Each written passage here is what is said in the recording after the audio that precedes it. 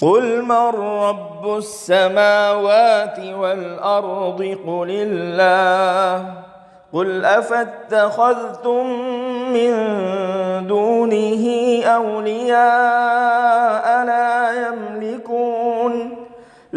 يملكون لأنفسهم نفعا ولا ضرا قل هل يستوي الأعمى والبصير أم هل تستوي الظلمات والنور أم جعلوا لله شركاء خلقوا كخلقه فتشابه الخلق عليهم قل الله خالق كل شيء الله خالق كل شيء وهو الواحد القهار۔ آپ معلوم کیجئے آسمان اور زمین کا رب کون ہے؟ آپ کہہ دیجئے اللہ۔ آپ معلوم کیجئے کہ کیا تم نے اللہ کے سوا ان کو کارساز بنا رکھا ہے جو خود اپنے لیے بھی نفع نقصان کا اختیار نہیں رکھتے۔ آپ کہیے کیا اندھا اور بینا یعنی دیکھنے والا اور نہ دیکھنے والا برابر ہو سکتا ہے؟ یا کہیں تاریکی اور روشنی برابر ہو سکتی ہے؟ یا انہوں نے اللہ کے لیے جو شریک ٹھہرا رکھا ہے انہوں نے اللہ کے پیدا کرنے کی طرح کسی چیز کو پیدا کیا ہے جس سے تخلیق کے معاملے میں ان کو اشتباہ پیدا ہو گیا ہو؟ آپ کہہ دیجئے اللہ ہی ہر چیز کا پیدا کرنے والا اور وہ ایک تنہا اور غالب ہے۔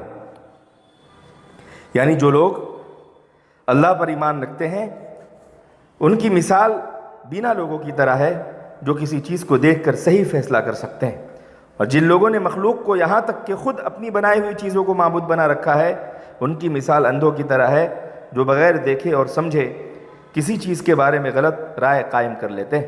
تو قرآن نے ایک اصول بتا دیا کہ جو ذات پیدا کرنے والی ہے وہی اس لائق ہے کہ اس کی عبادت کی جائے۔ اگر کچھ چیزیں اللہ تعالیٰ نے پیدا کی ہوتی اور کچھ چیزوں کو ان کی دیویوں اور دیوتاؤں نے پیدا کیا ہوتا تب بھی سوچا جا سکتا تھا کہ انہیں اپنے خالق کو جاننے میں اشتباہ ہو گیا، اس لیے وہ مخلوق کو معبود بنا بیٹھے۔ لیکن جب تمام چیزوں کی تخلیق ہی اللہ ہی نے فرمائی اور کسی مخلوق کا اس میں ذرہ برابر دخل نہیں، تو پھر کیسے ان مشرکین نے اللہ تعالیٰ کے ساتھ دوسروں کو شریک کرنے کا حکم دے دیا، اور کس طرح یہ لوگ شریک کر رہے ہیں؟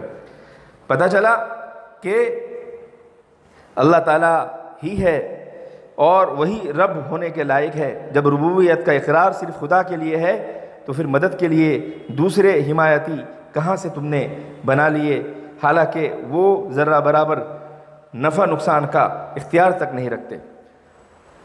ایک ایمان والا اور ایک غیر ایمان والا دونوں میں ایسا فرق ہے جیسے دیکھنے والے اور نہ دیکھنے والے میں۔ توحید و شرک کا مقابلہ ایسا سمجھنا ہے جیسے نور کا اور ظلمت کا، روشنی کا اور اندھیری کا۔ تو کیا ایک اندھا مشرک جو شرک کی اندھیریوں میں پڑا ٹامک ٹوئیاں مار رہا ہو، کیا اس مقام پر پہنچ سکتا ہے جہاں ایک ماننے والا، ایک موحد اور ایک اللہ تعالیٰ کو حقیقی معنی میں جاننے والا، پہچاننے والا، اس کی عبادت کرنے والا پہنچتا ہے؟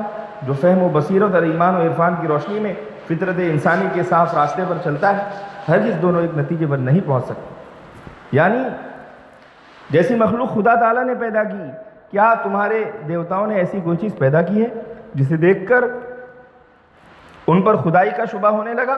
وہ تو ایک مکھی کا پھل اور ایک مچھر کی ٹانگ بھی نہیں بنا سکتے، بلکہ تمام چیزوں کی طرح خود بھی اسی اکیلے زبردست خدا کی مخلوق ہے۔ پھر ایسی عاجز و مجبور چیزوں کو خدائی کے تخت پر بٹھا دینا کس قدر گستاخی اور شوخ چشمی ہے۔